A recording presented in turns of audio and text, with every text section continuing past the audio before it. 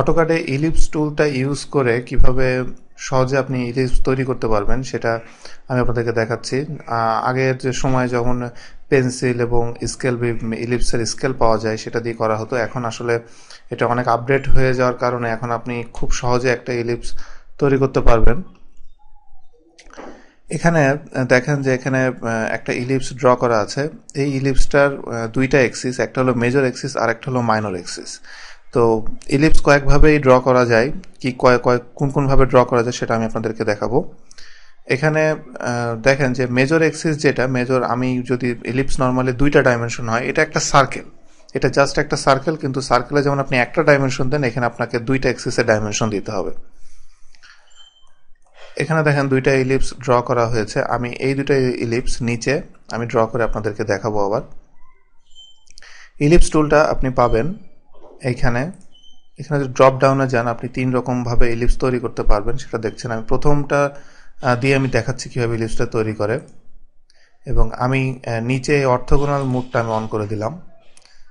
এখন আমি যদি ইলিপস তৈরি করতে যাই, ফার্স্টে আমাকে একটা সেন্টার সিলেক্ট করতে হবে। সেন্টার সিলেক্ট করার পরে এবার মেজর এক্সিস, যেটা মেজর এক্সিসের রেডিয়াস যেটা, সেটা আমাকে দিতে হবে। উপরে দেখেন মেজর এক্সিসের রেডিয়াস 24 ইঞ্চি, এখানে আমি দেব 12 ইঞ্চি। মেজর এক্সিসের রেডিয়াস পেয়ে গেলাম। আর মাইনর এক্সিসের রেডিয়াস হবে হলো 7 ইঞ্চি। এই দুটা রেডিয়াস দিয়ে আমি উপরের ইলিপসটা খুব সহজেই করে ফেললাম। ইলিপস আরেকভাবে আপনি করতে পারবেন। উপরে এখানে দেখেন এক্সিস অ্যান্ড এন্ড, এক্সিস এবং এন্ডের মাধ্যমে আপনি ইলিপস তৈরি করতে পারবেন।